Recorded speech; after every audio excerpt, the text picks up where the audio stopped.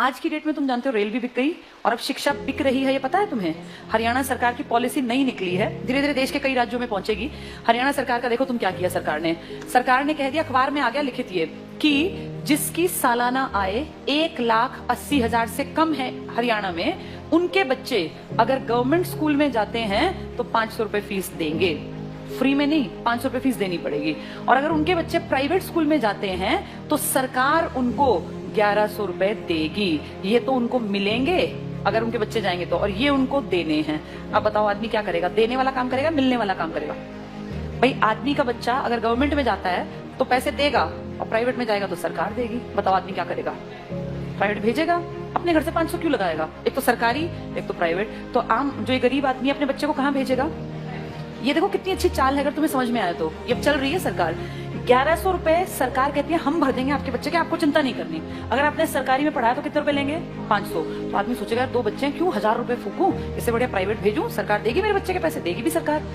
1-2 साल बाद क्या होगा? सारे सरकारी स्कूल धीरे धीरे क्या हो जाएंगे? खत्म हो जाएंगे, खाली हो जाएंगे, बिल्डिंग खाली, एडमिशन 0। 1 साल 2 साल 5 साल बाद क्या होगा? सारे एडमिशन 0। फिर सरकार दिखाएगी बजट में कि तो घाटे का नुकसान का सौदा है, सरकारी स्कूल बंद पड़े हैं जी, बिना बात इन टीचर्स को हम इतनी सैलरी दे रहे हैं, चपड़ासी रखे हुए हैं, हेडमास्टर है, कोई बेल बजाने वाला है, बच्चा तो कोई आता नहीं। तो कहेंगे काम करो, इसको बेचो, इस प्रॉपर्टी को बेचना स्टार्ट करो। सरकारी प्रॉपर्टी है, हर गांव में सरकारी स्कूल है। आप सोचो कितने स्कूल होंगे भारत में। धीरे धीरे करके अगले आने वाले 5 से 7 साल का भारत ऐसा बता रही हूँ मैं, जो होगा देखना तुम्हारे सामने। ये सारे स्कूलों का दाम निकलेगा, दाम इन द सेंस भाई जहां जितनी महंगी प्रॉपर्टी है वहां महंगा। अब कौन खरीदेगा पूरे देश की बेल्ट को? जिसके पास पैसा है। तुम और मैं तो नहीं खरीद सकते देश के स्कूल, तो उस देश के पूरे स्कूलों को खरीदने का किसके पास पैसा है? अंबानी और अडानी ये ले लेंगे सरकार से कि जी हम इतने करोड़ रुपए आपको देते हैं, सरकारी स्कूलों के बदले हम डेवलप कर लेंगे।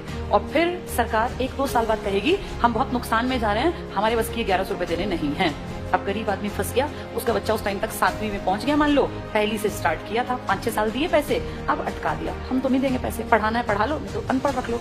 अब वो बेचारा गया कि वापस सरकारी में जाके देखो तो सरकारी पे तो ताला है, बोर्ड बदला हुआ है। किसके पास है वो बोर्ड? अब अंबानी। अब अंबानी अडानी प्राइवेट स्कूल है, तो वो जाके फीस पता करेगा तो भैया मैं तो नहीं पढ़ा सकता। वहां से भी गया और वहां की औकात नहीं है, दोनों गए। आने वाले समय में आदमी वो पढ़ा पाएगा जिसके पास बहुत ज्यादा पैसा होगा। देखते देखते तुम्हारी सारी सुविधाएं सरकार से छीन के किसके पास पहुंचाई जा रही हैं? प्राइवेट। बस तुम्हें समझ में लेट आएगा, जब तक समझ में आएगा फिर चीख चिल्ला लेना, फिर थोड़ी ना कुछ होगा। सरकार वापस थोड़ी ना लेती है किसी भी चीज को, दे दी सो दे दी। मैं तुम्हें अपना एग्जाम्पल देती हूँ। जब मैं जॉब में आई थी ना, उस टाइम पर हमारा पहला बैच था जिनकी पेंशन बंद की गई थी। मैं उसकी खुद, जैसे मान लो लाइव तुम्हारे सामने एग्जांपल हूं, जिनकी सबसे पहली पेंशन बंद हुई वो हमारा बैच था। हमें समझ ही नहीं आया कि सरकार ने क्या किया, क्योंकि उस टाइम हमारी उम्र थी 20-21 साल।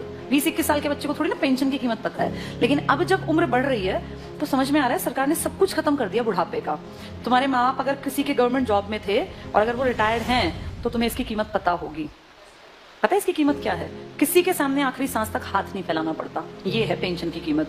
आपका बेटा निकम्मा निकले, नालायक निकले, बेटी आपके लिए कुछ ना करे, आपको चिंता ही नहीं। आपकी पेंशन आती है, 5-7 हजार रुपए में झाड़ू पोछा कपड़े बर्तन धोने वाली मिल जाती है। कोई भी एक मेड रख लो, 5-10 हजार की खाने वाली। बुढ़ापे में पैसा बचा के करोगे क्या?